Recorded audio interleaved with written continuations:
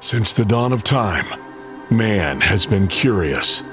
And for almost as long, the Vibes Broadcast Network has sought the truth. Investigate, discuss, explore. Okay, maybe in other episodes, but this one is just listen to the vibes. The views and opinions of our guests may not necessarily reflect those of the host or the Vibes Broadcast Network. Listener discretion is advised. Welcome, everyone, to another episode of Listen to the Vibes. And I have here Mr. Anthony Pierre, and we're going to get to know him today and hopefully have a good conversation. How are you today, sir? I'm doing well. Thank you for having me, Cal. Oh, appreciate your time. So, as I said, let's get to know you. Tell us a little bit about yourself. My name is Anthony Pierre. I'm a real estate investor. I'm an author, and I'm also an ordained minister and do an entrepreneur, do a lot of stuff in my community, and also just out to help people and inspire people, uplift them, and just give them an opportunity to gain, financial literacy in various aspects of business. So, and that's kind of my where I focus on. But it seems that some people are just called to help others, and there's some people that's just what they like to do. Some people, they've gone through things in their life that have motivated them to help other people. What's been behind you helping others? Well, I just authored a new book. It's called Boundless Success. I just did the release on the 26th of last month, and one of the things that really inspired that book was, my life in general, and basically a little bit about this particular book and why I believe it's a must read and special is simply because it's a compilation with me and 29 other authors that have dealt with all types of trials and tribulations throughout their lives. Some of them are in different parts of the world. Some of them are multimillionaires now and extremely highly successful. So this is a compilation, not bringing to people the ideal of, you need to be success and look at me and look how much money I have and how wealthy I am, but more so like, look, we're just like each and every one of you. We've went through these trials and we've all had to change the way that we looked at things in terms of a mental health standpoint, especially when you're dealing with trials and tribulations, because you can get to that point where it could actually really break you. You can just be full gone. Whereas if you change your mindset and start to look at life from an entirely different perspective, now that fuels you to be able to cope with things, because simply you may look at it from a different perspective. You may change the narrative in order for you to be able to cope. And then you may change the mindset. Instead of saying I'm going through some type of issue or I'm dealing with an issue, you can say that I'm actually growing through this issue, because there's lessons and things that you can learn along the way as you're going through, which gives you small little victories that allow you to be able to get through them. And then when you get on the other side, you can truly see the full scope of the success. So Boundless Success is really just dealing with trials and tribulations. And one of the things that happened to me, which was back in 2009, I actually was arrested and for drug trafficking. I had I was doing a favor for a friend. It wasn't a drug dealer or anything like that. I actually was just doing a favor for a real close friend. And what the issue is what I learned for myself is that we tend to be trying to help people. I'm trying to help him in a situation, and I end up getting myself caught up in something that was a lot bigger than me, simply because I'm trying to do a favor, trying to help someone, and really trying to inspire this person to kind of get into business. At that time, and this was in 2009, I've been in business. I've been in real estate business since 2000. And my business at that time was pretty successful. I mean, we were probably doing, some really big numbers per month in terms of income we was bringing in. And we just had recently closed like on maybe a house we profited maybe like 75,000 or something. So we were doing pretty good, but I ended up making this one choice. I had never been in trouble, never juvenile record, nothing like that. But making this one bad choice for a really good, close friend, almost like a brother. He's one of those guys where we call ourselves brothers, that, I end up reaching out to help that was kind of going in the wrong direction.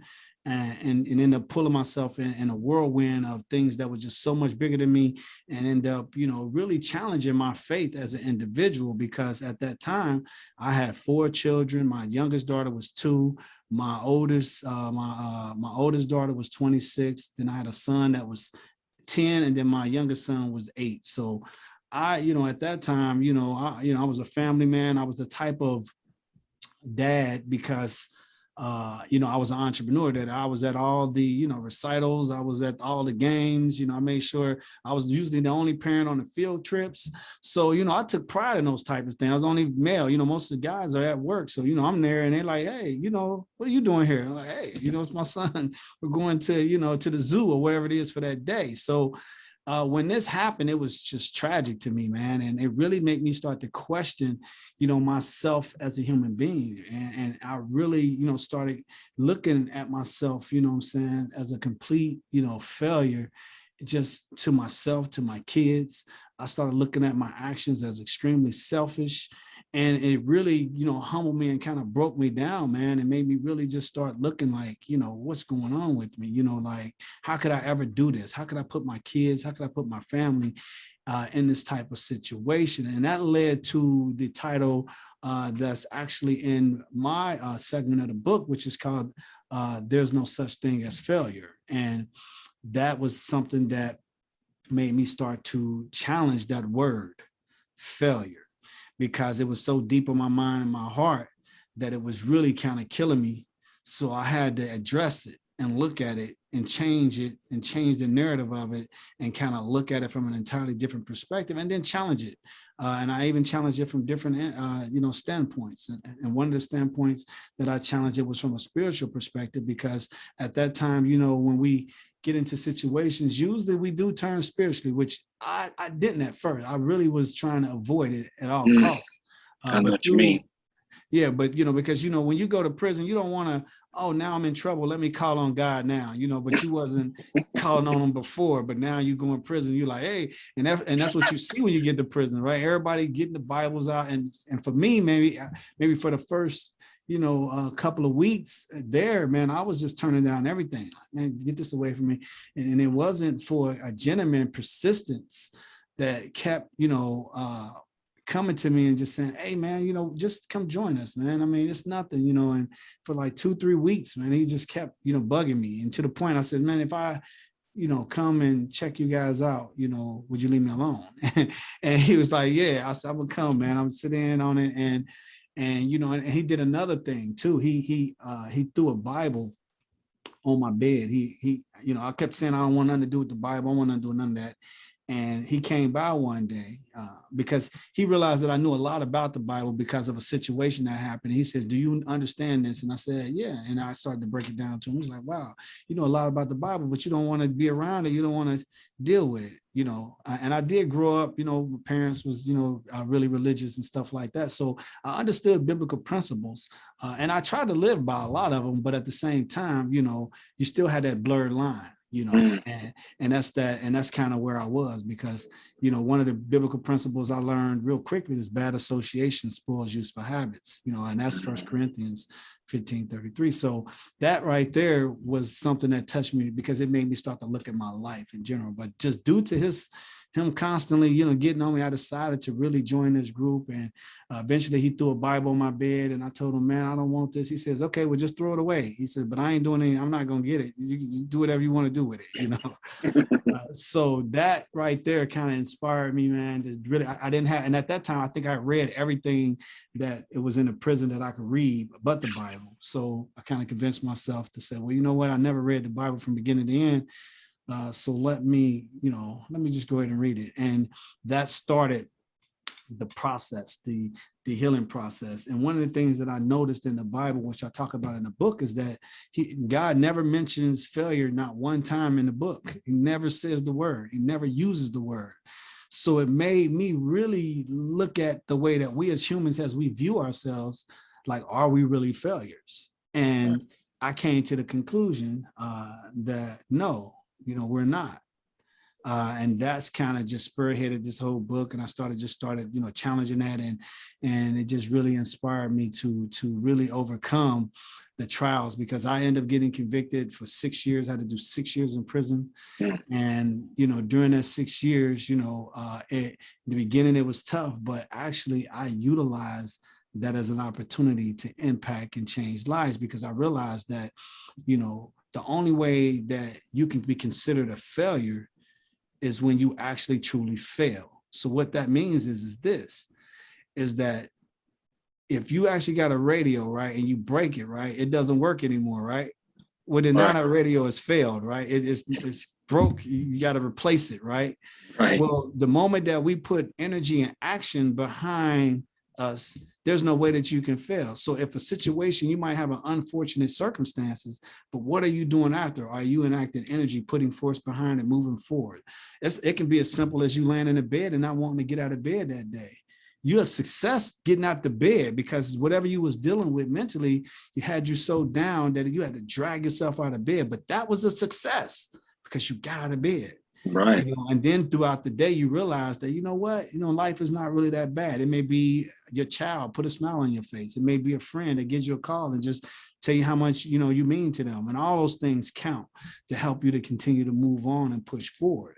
So it was these things that kind of, I saw and was dealing with as I was learning from my experience and going through it, that made me come to that conclusion that there's no such things as failure, and kind of lay it out, in the book and some of the things that I was able to succeed. So while I was even there, and then also, just moving forward in life since I came home. I came home in 2015, and there's a lot of amazing things that happened while I was in prison, but then also it's a lot of amazing things that's happened since I've been home. And I'm so thankful for that. And it actually led to this book.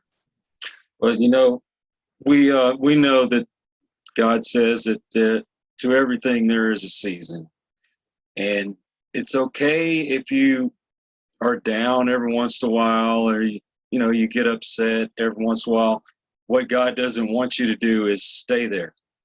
You of course, slow to anger and these things, but you don't stay down. You get yourself back up and you keep trying. Because, the Bible tells us that we all fall short of the glory of God. And I think it's there for people to aspire to try to, keep doing the best you can to be closer to God, which is why for myself, I used to be a Baptist preacher some years ago. Mm-hmm. And I had a falling out with my preacher and I left the church, but I was trying to go by his rules instead of God's rules. And Mm-hmm. once I had to fall again, and I did. I fell. I lost everything. Lost my family, the whole 9 yards, but I didn't stay down. I just started gradually doing better. And then I grew spiritually instead of religiously, Mm-hmm. if that makes sense. And as I was telling you before we started, I've been interviewing a lot of people that are Christians, or they're following God in one way or another. I don't know, is there like a revolution going on where people are finally turning back to God? Because you see the nation or the world like it is, and people have been turning their backs on it. Well, you know what? There was an interview, man, that some years back. This was probably back in maybe the early part of I don't know, maybe 2009, 2008, somewhere right around. I think it was a CBS special, maybe a 60-minute thing. I'm not really sure. But what I do remember, about this particular thing is that they had 3 different successful people on there. Now, one I do remember, which was Tom Brady. The other one was some type of maybe oil tycoon or something like that made billions, and then the other one was like another investor or real estate tycoon or something like that. But But what I do remember is that the interviewer asked a question like, hey, and he kind of phrased the question to all three of them like, I mean, you guys got everything, man. You have, Tom Brady, you done won tons of championships at this point in time. I think at this time he had won like 3 or something. You have done all these amazing things, and you've just married your beautiful wife, and you guys just amazing. You got it all. What is it? What do you want? I mean, it's probably nothing else you could ever want. You got everything, right? And he's like, you know what? He says that something is missing. So that was one thing. So he felt like, I don't really know. I feel like no matter what, something is missing. And then the same thing was with the tycoons, both of them, they were billionaires, whatever. And they both came to that conclusion and said, you know what? Yeah, I got all these different things. I'm a billionaire. I've made all this money. I made all these type of things, but something is missing. And one of the tycoons was older. He was probably like in his 70s or early 80s or whatever. And he asked him, he says, well, it looked like you've had this amazing life. He says, look, all the money that I have, every bit of it, he says, I'll give it all away right now if I can taste an apple. Yeah. Because he had a disease at that point in time that he could no longer taste food. So one of the one things that he enjoyed was taken away. See, money has no real value unless you spend it anyway. Right. See, and that was one of the things that so money really equates to nothing because it really has no value. It has no value, right? That's right. The real value comes in the things that we take for granted each and every day. And for him, it was an apple. Wow. He enjoyed apple. And he says, I will give it, if I could taste an apple, I'll give it all away. So the moral of it is that all three of them was missing something. And in my mind, later on in life, I realized that what I felt like they were missing was that spiritual side, because you go so much going hard trying to get money and equate wealth that eventually, you realize like, okay, this ain't it. So if it's one thing you haven't really explored, usually you'll find a lot of people later in life, and they're usually, no matter if they're young, old, wealthy or not, they usually at some point in time get to that point where they start to search. And I think with the pandemic, I think with a lot of the things that's going on politically in the world, I think people clearly knows the difference between right and wrong. So of course, conscious wise, you see that a lot of stuff that's going on is crazy, not right. So it's making you seek spirituality. It's making you look somewhere that's greater and higher than you.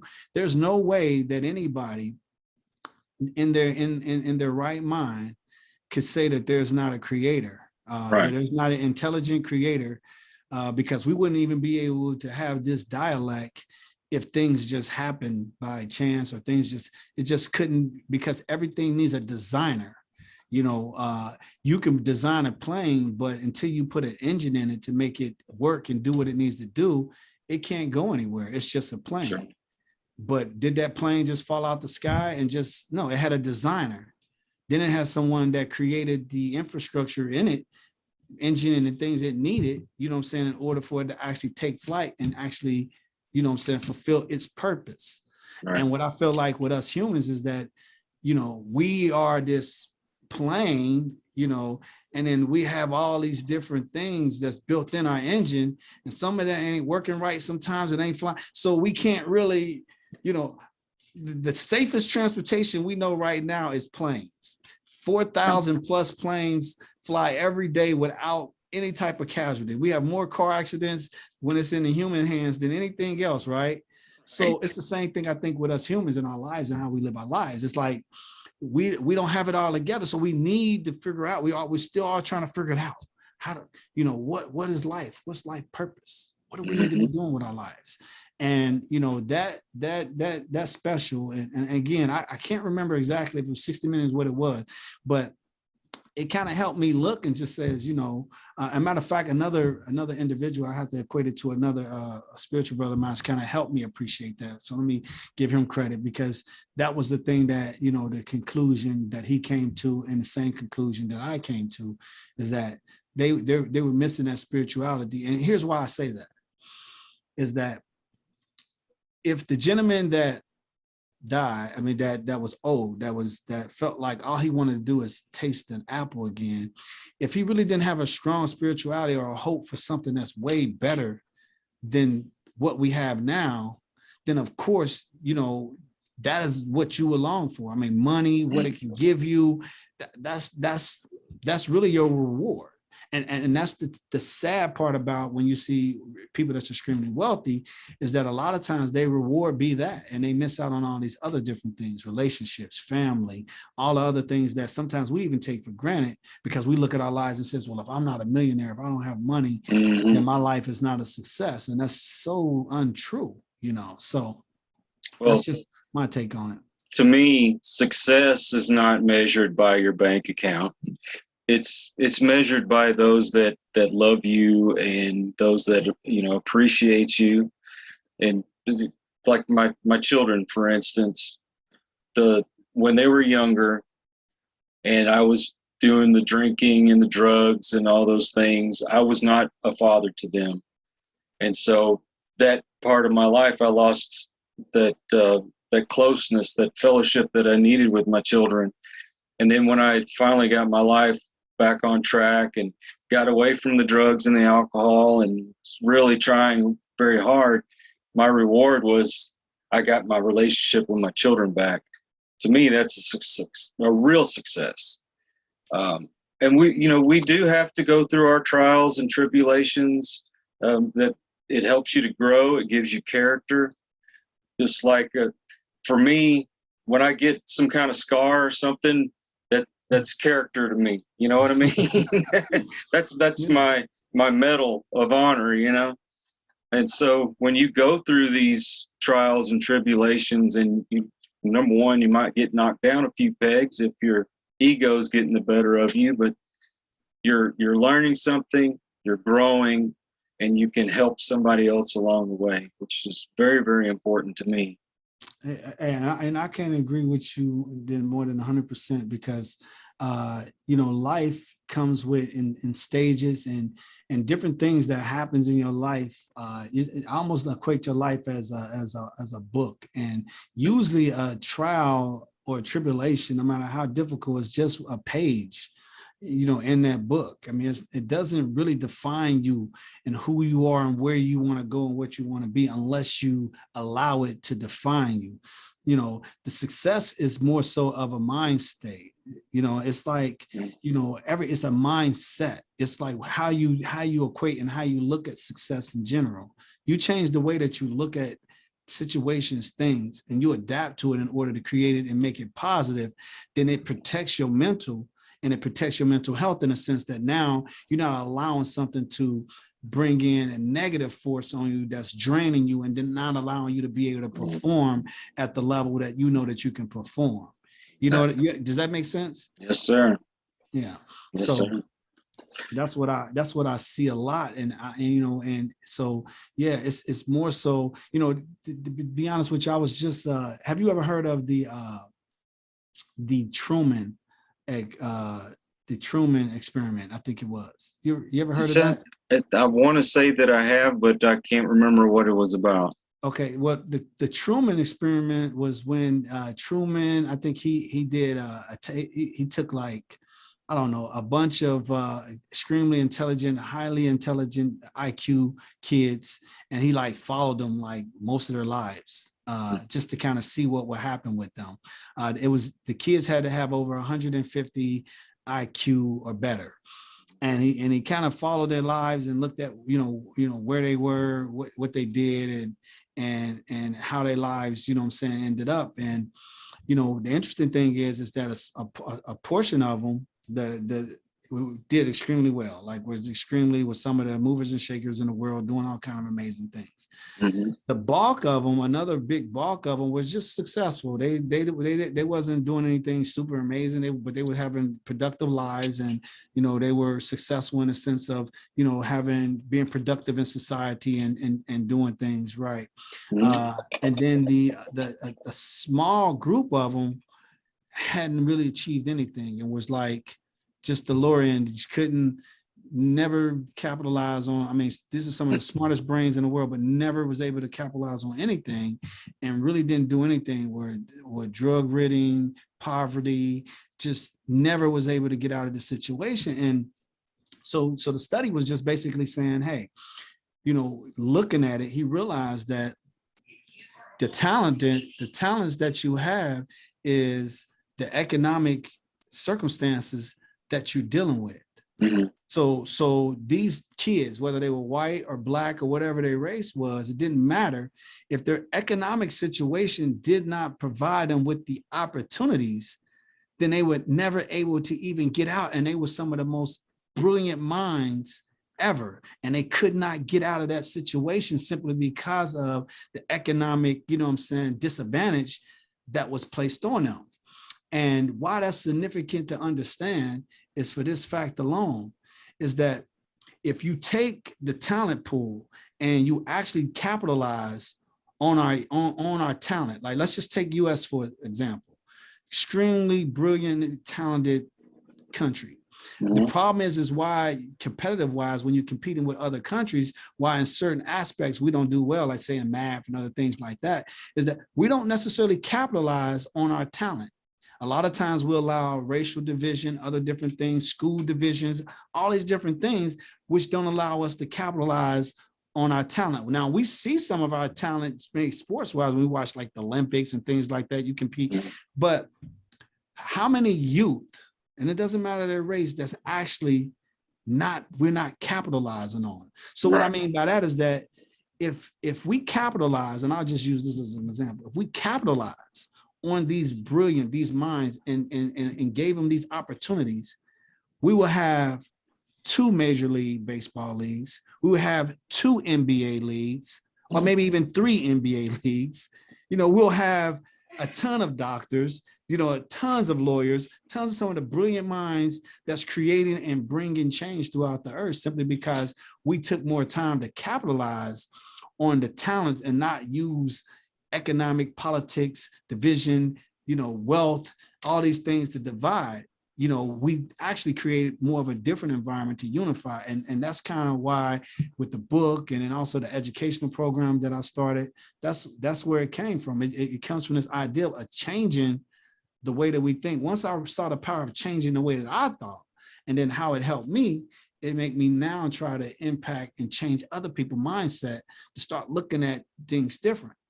What you tell your kid is what you get out of it. If you tell your kid he's a loser, then that becomes like a self-fulfilling prophecy. Mm-hmm.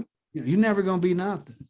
It becomes a self-fulfilling, prophecy. So those are some of the things that, I look at and just my mindset in terms of how I think now as I've gone through my trials and been able to work my way through them to get on the other side. And, and there will be other trials. This is, you're going to always deal with trials and tribulations, but the point of, like I said, that book is really helping you realize and appreciate that there is no such thing as failure. You're only a failure if you actually say you're a failure and you allow yourself to actually quit.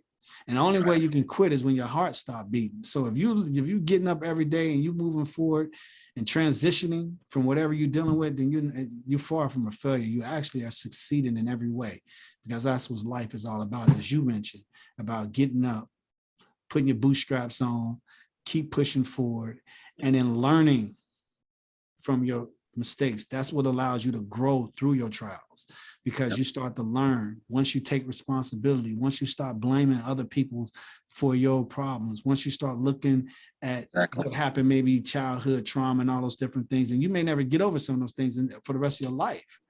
But once you start looking at those things and then start looking at yourself and says, okay, what can I do about it? How can I change?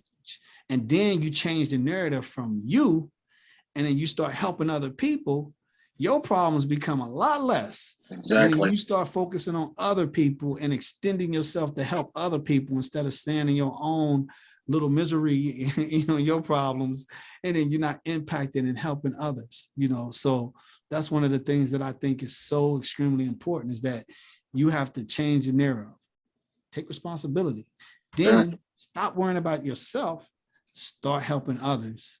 And then a lot of your problems go away, because you'll find out, man, that You thought you had it bad. Oh, I know. Believe me, I've run across those folks, and I'm thinking, golly, I thought I went through some rough stuff, but because I was molested when I was a kid, and I could have probably used that as a crutch, but I refused to be a victim. That's why I'm transparent about my life, so I can help other people. And it's not about me. Like you said, it's about helping others. You know how this world is right now. Everybody's trying to cause a division between each other, and I refuse to be a part of that. I want to go out and shake my neighbor's hand, or have them over for a barbecue, and not let politics and all these other things keep us apart. Everything seems to be geared to keep us apart, because I think they know if we're unified, then we can stand and we can accomplish anything. Now, how are they going to keep us down but divide us? And the interesting thing is, and this is just me, and what's funny to me is that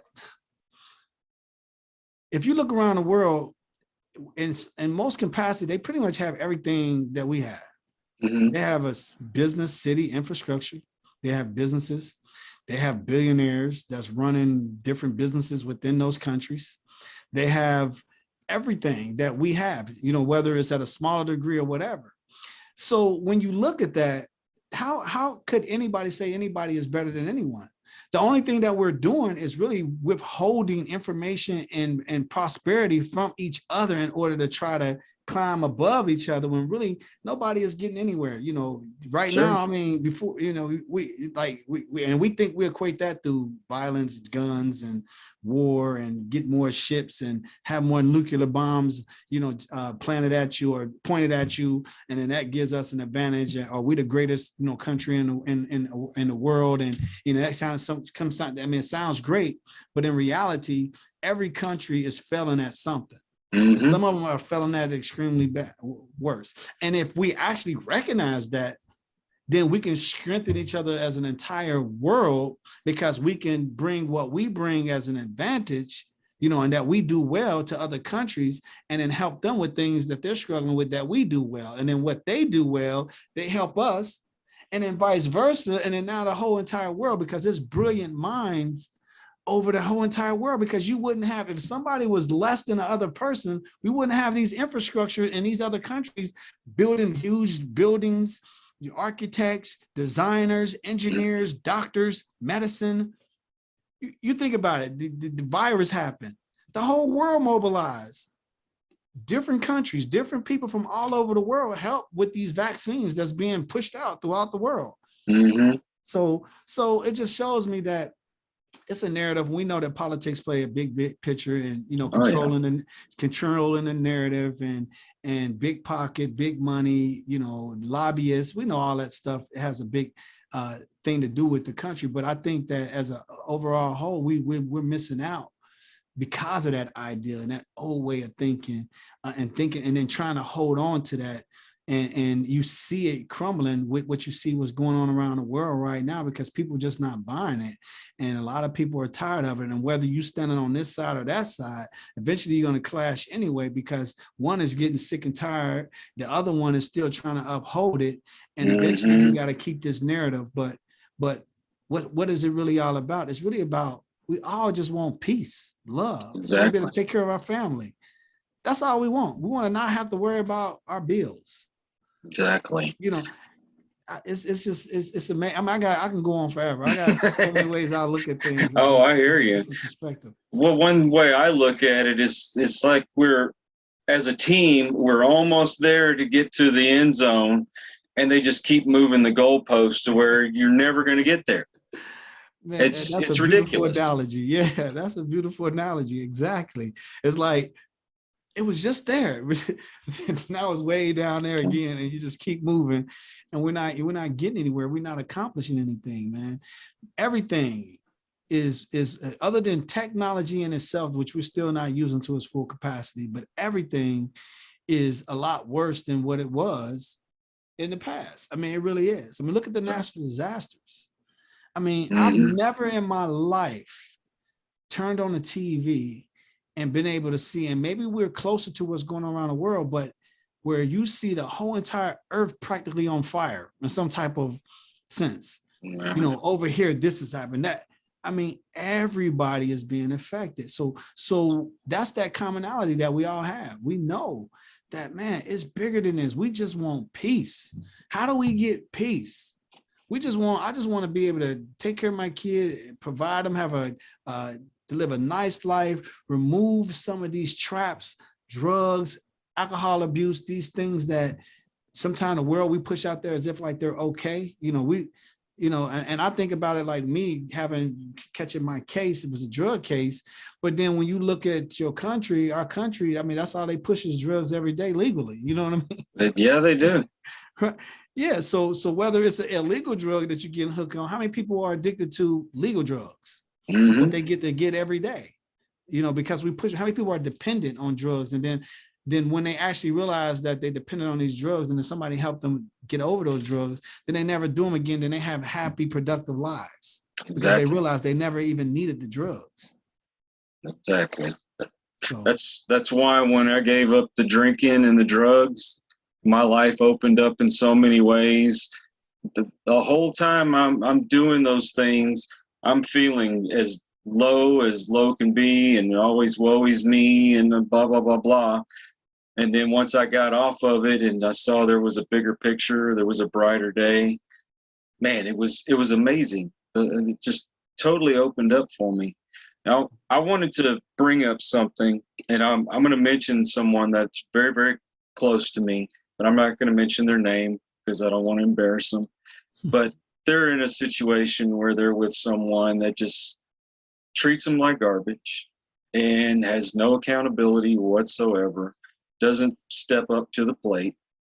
And one thing I've noticed that since the conversation started is you've talked about accountability and about being a family-oriented person.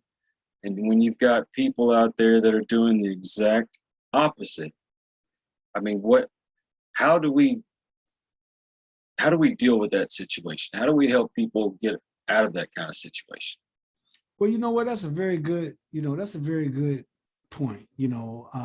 I think the biggest problem with us is that, like when I talk about the failure, everybody want to be heard and everybody want to be loved. The greatest trick that you can ever pull on someone is to make them think that it was their idea.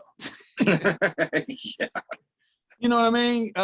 So this particular situation here is that really it's less about the pain and that this person is causing. It's more about what's going on with him or her. What is really going on? What is it? What do you really need? What are you looking for? What is it that you want? You can see what you will find is that the problem will be way more deeper rooted. So if you don't get down to the root of the problem, then you never really can solve it. But if you can get down to the root of it, like what is it really is, by really just not judging a person.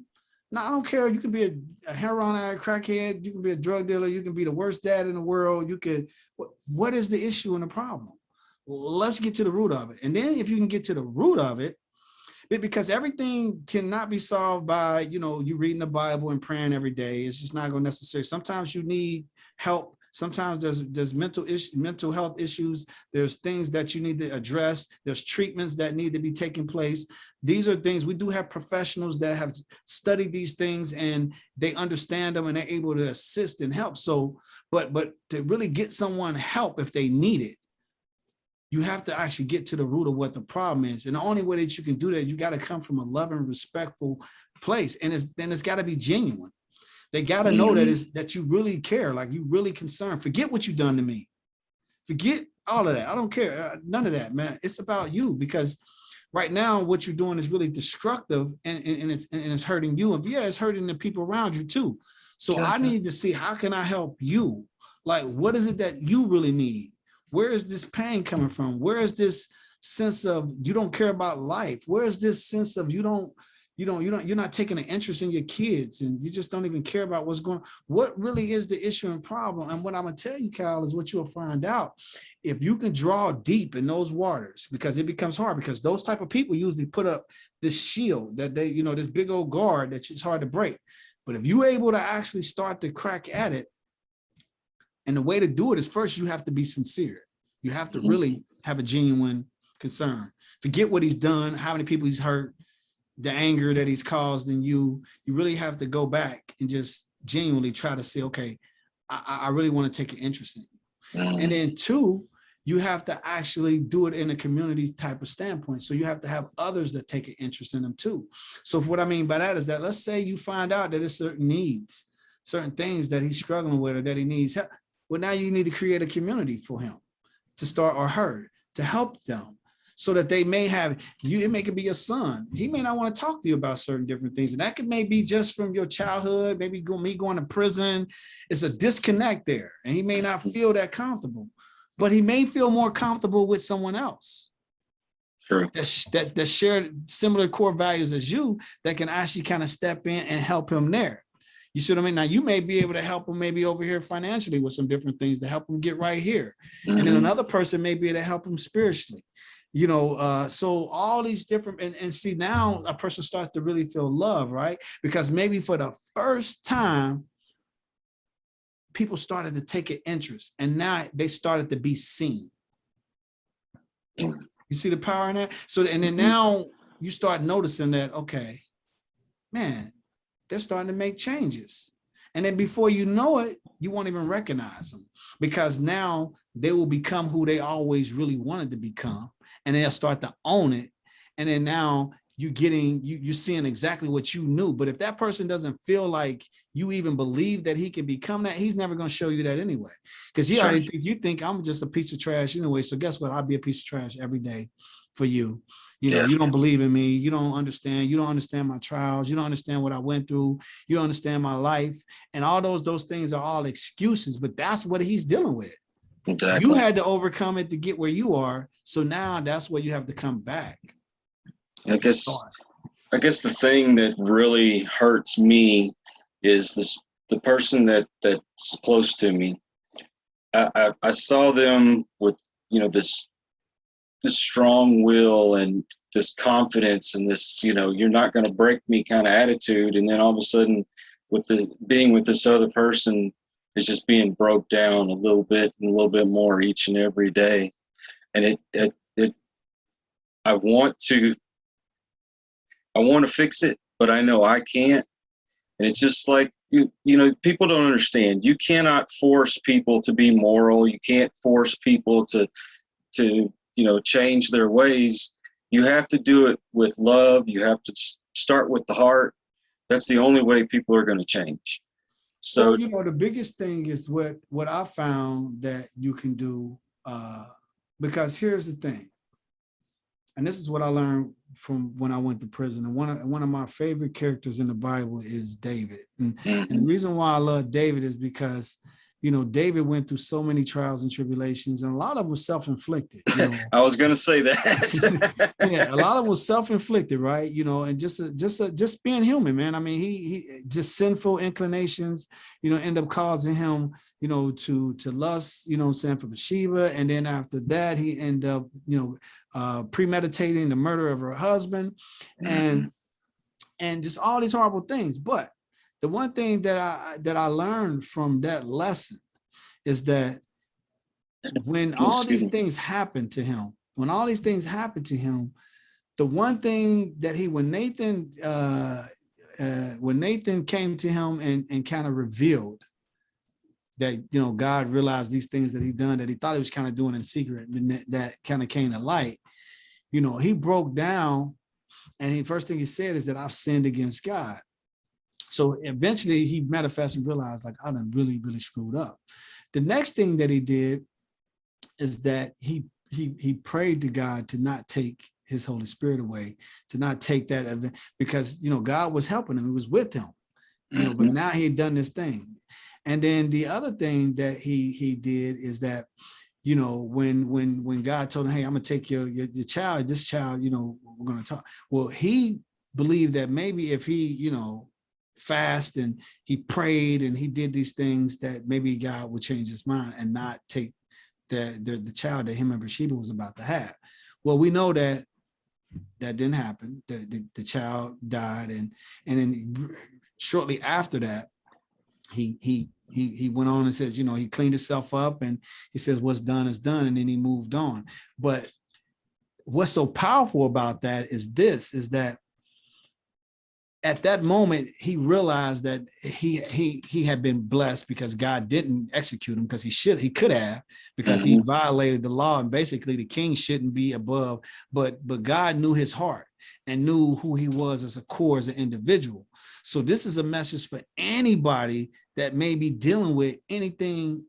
God knows your heart and knows you're a good person, but what do you do next? Well, you do like David. First and foremost, once he realized he was punished and he dealt with what he dealt with, he put it all on God. He knew that God forgave him. He moved forward. Then he continued to stay close to God. And then on top of that, he recognized that his actions, he was going to have to pay for them no matter what, even with his children and down the line. And we saw what happened next. We saw his son try to take over his kingdom. We saw the blunt and disrespect that started happening with him. His people that was his closest, can account. All these things started happening, right? Right. But the one thing that he learned from his message was to never leave God. Exactly. Because despite everything else now that's happening to him, he knew that the one source, he knew God sees everything.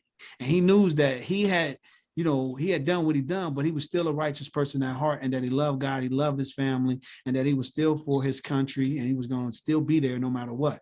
And the bottom line of it was this, is that no matter what we do in our lives and what we deal with, we still have to have consequences.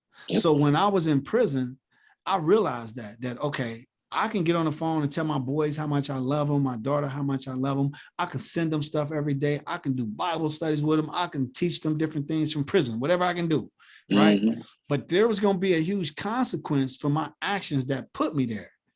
And to give you an example, that when I came home, both of my sons were in a lot of trouble. One of my sons was locked up in juvenile. The other son was dealing with a whole lot of different situations, and dealing with mental health issues and other different things, and in and out. So as soon as I came out, that was the reality. But that was a direct reality from what the decision that I made. So what do? I had to stay focused and keep my faith and be a guiding light to what right is now. So that's the thing. Like, I had to become, what I wanted them to that rock, so that they can see, okay, well, what is, it looks like now? What is really being successful? What is being humble? What is actually taking responsibility look like? I had to become that. And then on top of that, I had to actually put action in and take responsibility. And then I got both of my sons, and I got them out of their situations, and I brought them with me. And then I took that time to be able to cultivate the new me, who I am now. And then also I had to realize, because they were angry, they were upset, felt like I left them, I'm abandoned them, because I literally, when you read the book, the virtually I did, and now they had to kind of fend for themselves. And, boys, what's the first thing they go to? They go to everything that's bad. Oh, yeah. Right. Exactly. And they give them an excuse. That's what they're going to do. And then they're going to blame you. Like, well, you wasn't there. Like, I had to go do what I need to do. We were starving. We didn't have no food. We had to do this. We had to do that. You don't know the days when I didn't have, so the bottom line of the point I'm trying to make, and hopefully this can help, you, whatever that situation is, understand is that the best thing that you can do is be the best you consistently for them. And then always continue to be that lifeline, to continue to give them sound, good advice, and continue to give them what is right, and then continue to let them develop and be what they want. If they want to go and headbutt the wall, even though you clearly showing them that the wall is not going anywhere, then eventually they'll bust all this up, and they'll eventually realize. And then before you know it, they'll realize it, man.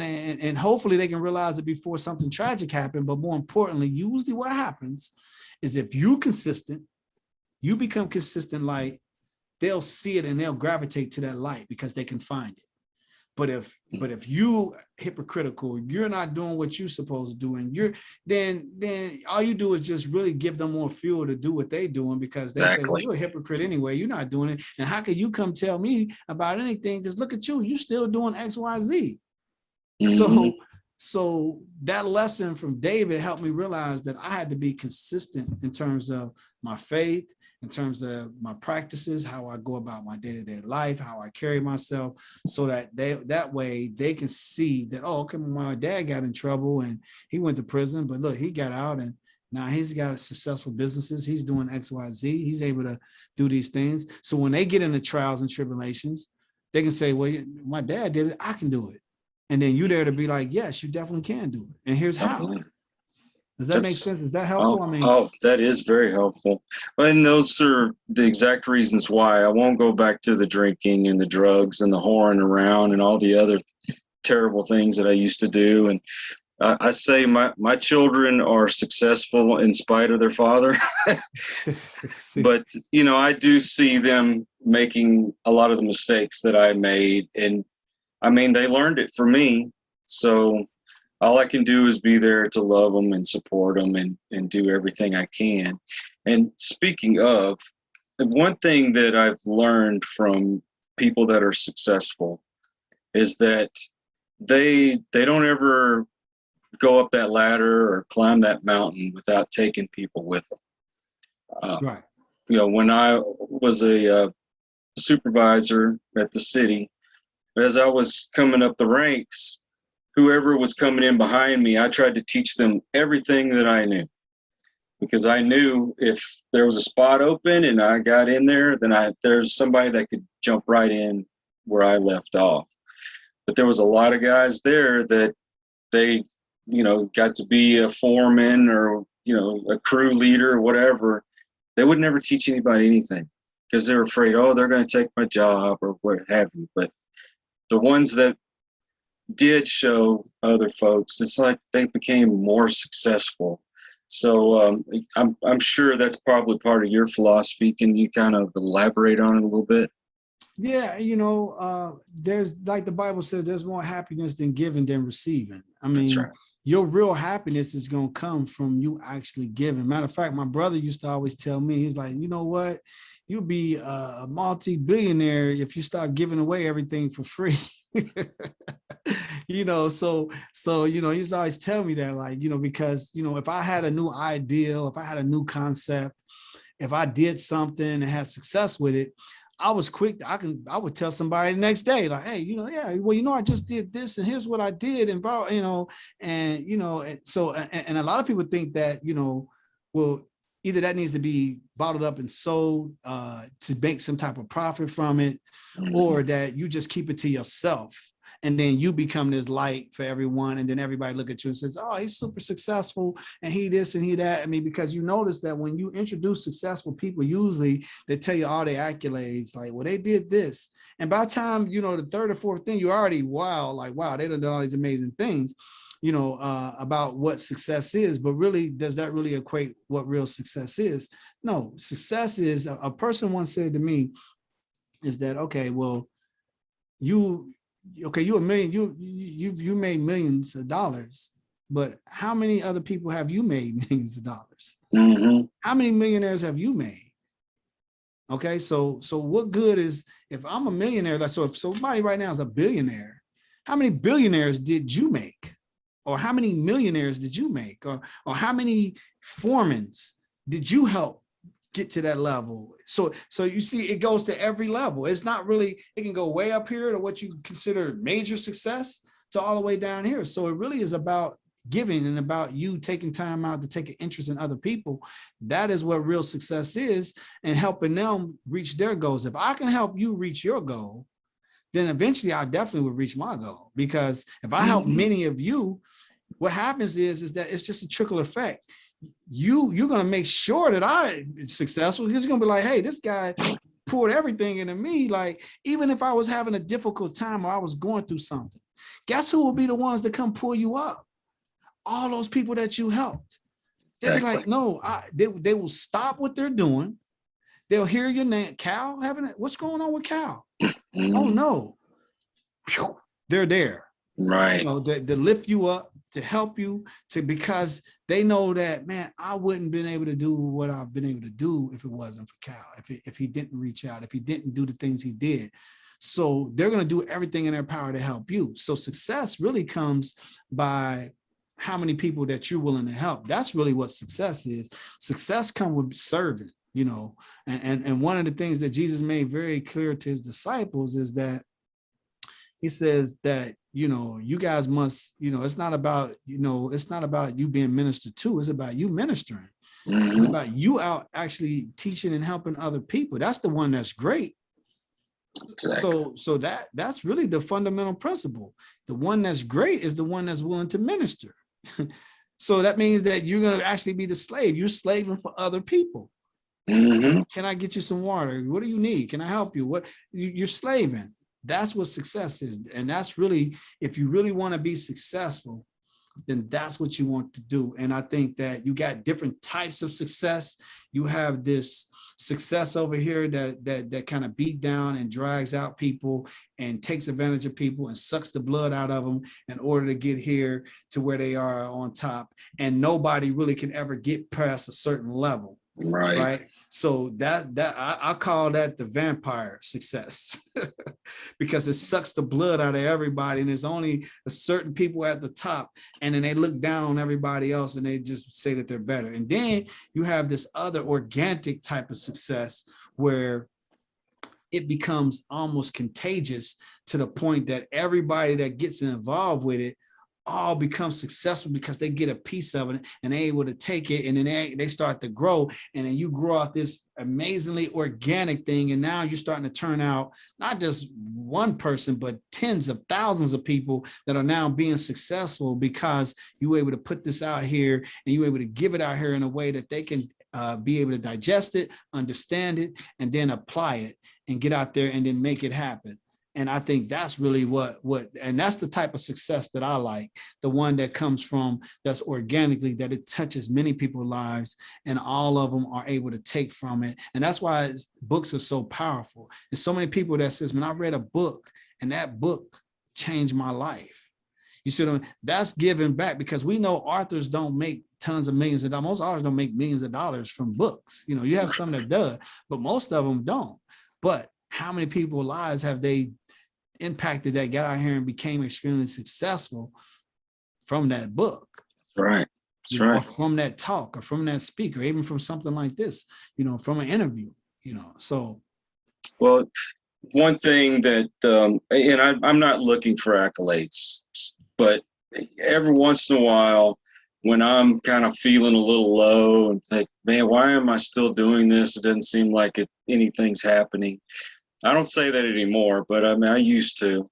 And then I would get a message from someone saying, you know what, I saw your message today and it really got me out of a jam, or it got me out, it lifted me up, or whatever. That one little gesture of saying thank you, and it totally changes you. It's like, wow, even if it is just one person. I mean, I could probably put out, 1,000 videos, and out of all those 1,000 videos, only one person watches that gets something out of it.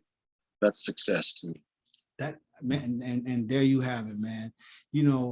It's not about the numbers, because if you think about it, if it's all about numbers, then you're missing the whole point. Exactly. Every human being is important. It's the one that needed it.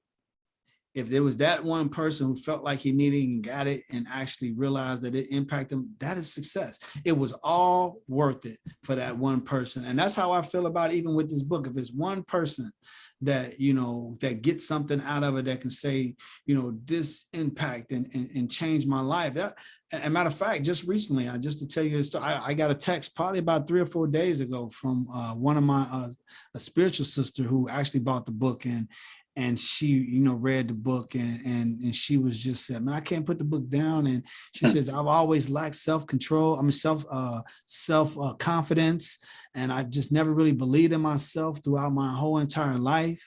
But this book here has totally changed my life and changed my perspective and making me think differently. And that, so if nobody else, I'll be honest with you, if nobody else, I mean, that one thing there, hey, my job is done. I'm happy, because it impacted and it really touched someone. So that means that all the effort from me and the other 29 authors, we are able to benefit from that simply because that one person was like, wow, this has helped me. And that's really what it's all about, man. And that's why the success organically, where you're touching people and the other people are touching other people and they're taking, and you're able to share this information and give it out, and then people are able to take it and you land it out, and everything is not about you necessarily making tons of money or making millions of dollars. I think that's more important, than anything else. Well, I'm trying my best to get the message out to as many people as I can, because I do want to help folks. And one way that I was kind of led to I had to grow my social media so I could get the message out to more people. And I ended up talking to these young men that they're starting their own business, and they've got a lot of clients, and people seem to be happy with the work they do. But I stressed to them the importance that I wanted it all to be organic. I didn't want, these fake accounts or bots, whatever you call it, following me and everything, because that's defeating the whole purpose. I don't care if I'm on YouTube and you've got a couple of 100,000 robots or whatever subscribe to my channel. It's not getting the message out. Exactly. So, and some people, and you got to know this, that some people feel validated only if they're getting all these followers and things on their social media. And I've said this before, and I'll say it again. Social media does not represent society as a whole. I totally agree, man. That's the world that we're living in, and it's so sad because it's creating like a narcissist type of society. Yep. Where everybody is equating their success based off of a like or a dislike. You're creating your value based off of that, when that is just so ridiculous. Because each individual human is extremely special and brings their own value to this earth, and a like or dislike does not invalidate that. So I agree with you in the sense that if you're going to do it, you want to do it organic. And I'm the same type of way. I mean, I got a program that I started, which is called Estate Masters Real Estate Academy. And it's an academy where, I take, beginner real estate investors and I teach them how to invest through a mentorship program, how to invest in real estate, and more of similar to more like a college type setting, where, we're actually, going through it and breaking things down, but also more so too as hands-on, where you're actually getting out and you're doing things and you're making things happen so that you can actually see results and get results a lot quicker. And I'm more of the organic type, instead of spending big dollars of this, just trying to promote and bring in 1,000 people. I only can deal with so many people. And I think too, that, you have to be real careful when you have a program like that. I'm happy if I got one client and that's the only person I'm dealing with, and it's great, so again, and then now with the technology we have, we're able to, record things, videotape it, so people can watch things. So you actually can get your time back. If you just got one person you teaching, you can teach thousands, right. One person. So I think that's the advantage that you have, is that through one taping, one video, just depending on how you get it out there, I mean, you can teach many. And a lot of people may listen to the message, may get what they want out of it, not necessarily like it or not say anything, but they got something out of it because they watched it. You know what I mean? So I mean, if you got 500,000 views and you only got 1,000 likes, you've touched way more than 1,000 people, right? So at the end of the day, it really doesn't matter. But we know that, more importantly is that it's not whether you get a like or no likes at all. It's like, are you doing it for the right reason? That's when I'm exactly done with it and I put it out there, it doesn't matter if I get a like or not. I know that I did it for all the right reasons. So therefore, I'm happy with that. Whether you like it or not, I'm happy because it came from the right place and it had the right motives behind it when I actually presented it or released it. Well, you have to do it because that's what you love. Right. If you do it just to get money or your accolades, what have you, that is totally the wrong reason. That's why, I wanted to be an artist. And the more I thought about it, it's like, I enjoy doing artwork for people, but if that had to be my job, then I wouldn't love it anymore. So that's why I say, don't do it for the money. Do it because you love to do it. Because once you've got money in the equation, somehow it takes the whole joy out of it. Yeah, and here's the thing. I mean, money becomes a byproduct for you finding the thing that you love and that you're passionate about.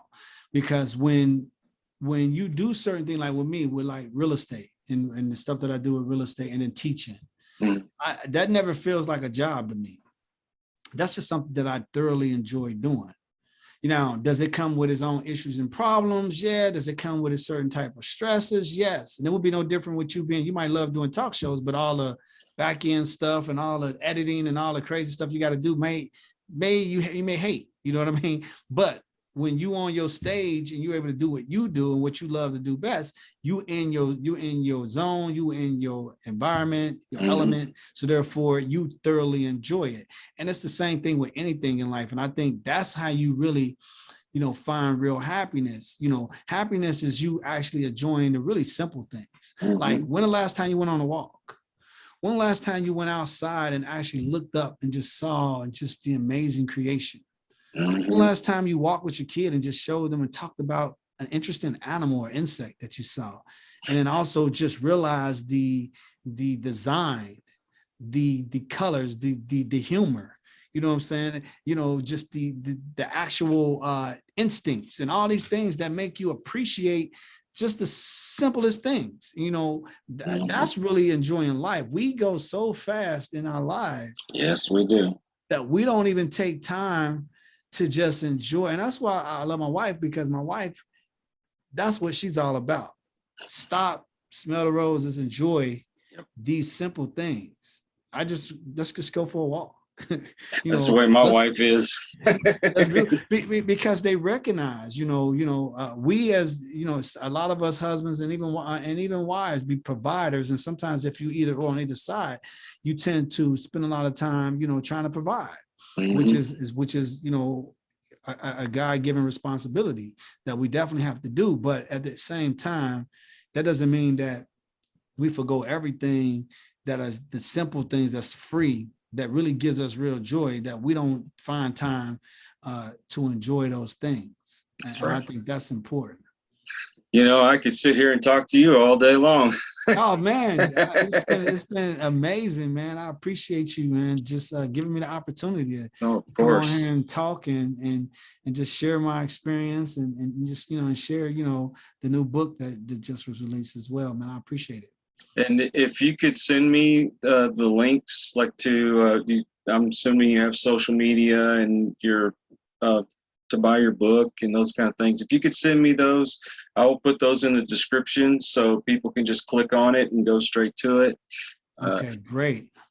Yeah, I use Linktree. So on Linktree, you can go on there and if you want to mention it, if you post the Linktree link, you can go on there. It has all my social medias. You can click on them at the bottom, and then it has where you can go get the book. I got a free webinar on there that teaches 5 simple steps to making $50,000 or more on all your real estate flips. They can watch that video for free. They also, if they want to join my Facebook group, which is the State Masters Real Estate Academy, they can click on that and join the group as well. So everything is on that one link. They can just go to one stop and be able to get anything that they're interested in getting. So I'll definitely send you that for sure. I would very much appreciate it. Promise me you'll come back and then we'll have another talk some other time. Man, I promise, man. Anytime, man, call me, man, and I'm there. Trust me. I appreciate you just taking the time to invite me, man. It's a beautiful thing, and I love your spirit, and I love your honesty, And and that's what I get. I get the sincerity from the show, and I get that you really care about your fans, you care about your people, and you really want them to get something and get value from it so that they can empower themselves and change their lives. So I love your show, man. Thank you. I love to come back. That's humbling. I believe in karma. What comes around goes around, and you help people. When you send out positivity, you get positivity back. If you send out negativity, you're going to get negativity back. So that's why we got to spread as much positivity as we can, inspire and motivate folks. Exactly. There's more to this life than what we're having to deal with right now. Exactly. So, with that being said, man, again, I thank you, man, for, you said it best, for this opportunity. And like I said, I look forward to coming back on the show, and feel free to reach out anytime, man. I will definitely do that. And for anybody that's come to the channel for the first time, thank you for joining us. I hope you'll come back. And for those that have been there to support us and have watched the videos or listened to the audio, thank you so much for that support. We appreciate each and every one of you. Thank you, Mr. Pierre, for being here. You're very welcome. Pleasure's all mine. You have definitely made me blush. I appreciate everything you said. And very welcome. Well, until the next one, everyone, take care. God bless and peace. We hope you enjoyed this episode of Listen to the Vibes. You can catch us on Buzzsprout or wherever you listen to your favorite podcasts, and on YouTube. Follow us on Facebook at The Vibes Broadcast Network